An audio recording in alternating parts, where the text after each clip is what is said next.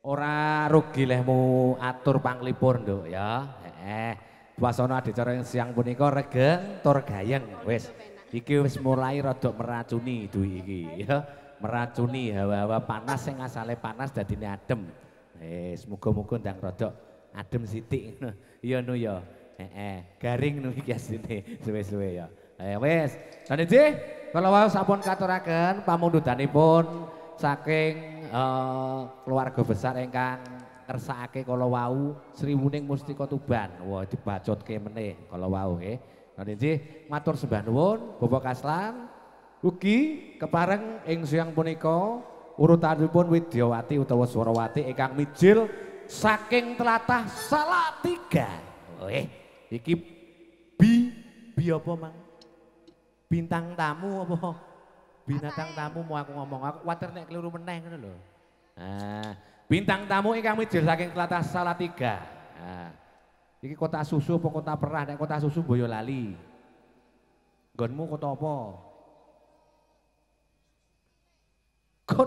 Kota susu cilik, kowe ngerti mangundungmu apa ora no? Kota susu cilik jare ya.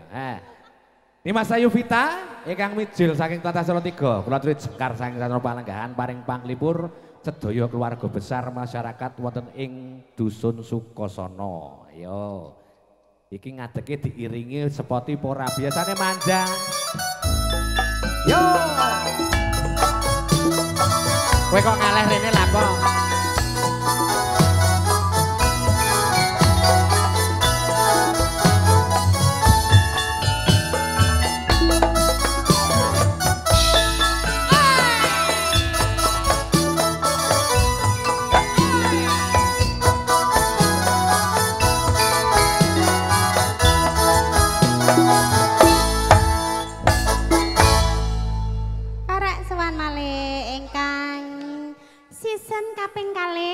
Season neh ora siseh sing penting. Lah ning Salatiga iki season kok. Ngono ta? Iya. Ya wong kono wis kota. Sisoen. Nek nggonku iku rada desa. Oh desa. Ora season. Ora apa-apa desa malah panganane gampang lho. Asline aku yo milih ngene iki lho asline. Sing open-openane gampang ngene iki mau lho. Ya teko diretke sak gon-gon kan doyan to. Oh, mau ngamur mangsamu aku iki sapi apa piye kok diretke sak gon-gon. Ora maksude iki kuban-kuban ngono lho. Ya digenahke, ngomongku digenahke ngono lho. Wong aku ora. Lah kan yo diretke iki lak yo ijo-ijo ngono kae. Niki tasih wonten pamundutan apa mboten? Wah, pamundutan akeh. Oh, iki mau ijik ana, Ding. Apa? Mbuh. Endi? Lah dite wis mbok tampani lho. Lho wis di anu duwi lho.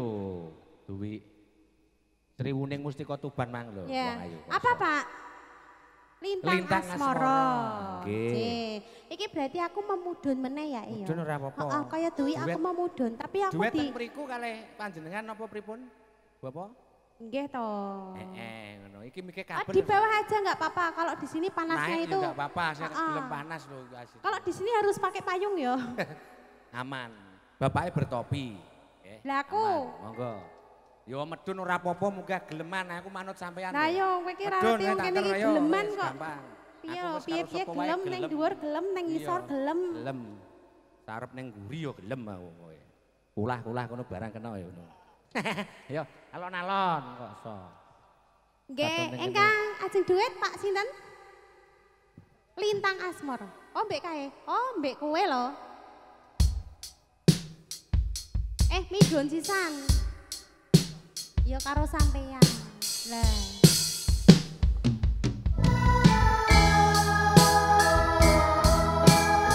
Ademe Mas, koyok nyanding sliramu. Aku pol lho iki sing kene iki. Wis kene wae. Dodoan ya. Ora iso wong. Cinta kita terhalang jarak dan waktu. Iya. Sing sabar ya Mas ya. Alah isin aku ora bisa. Siang pantoro ratri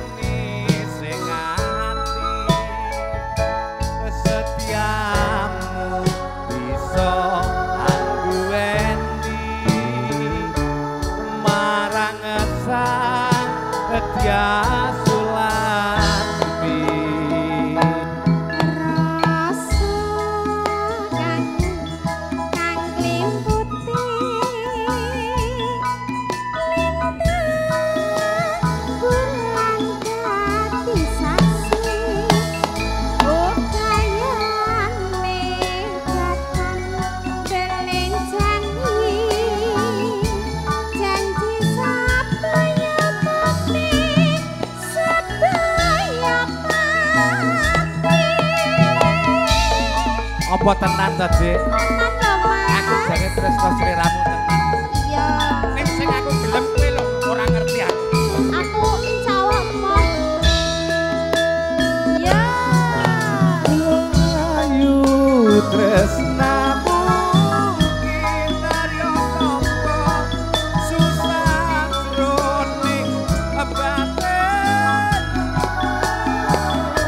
Bagus anda narusa hatimu tresnaku mulat jroning kalbu.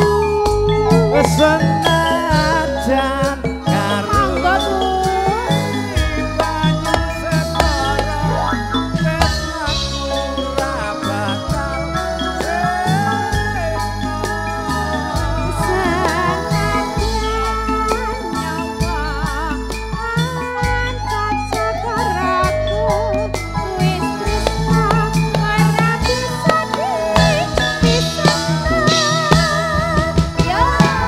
Cokro Larasnya Indonesia.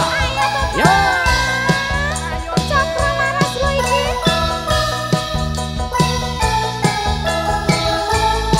Sukosono bergoyang. Ya.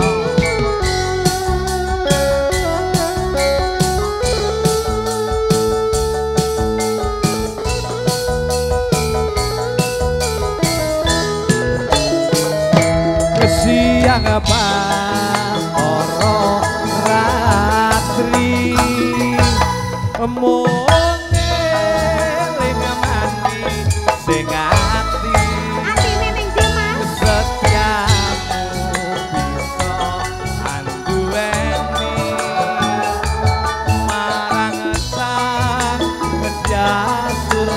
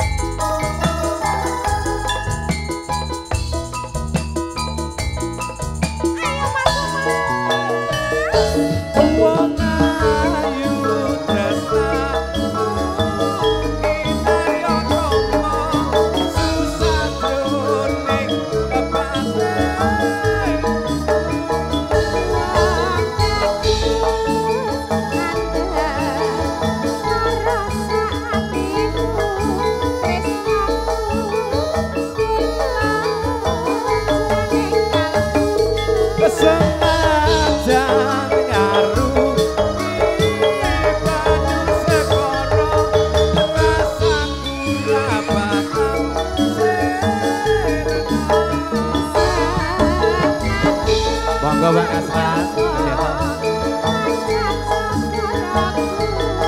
Wis tresno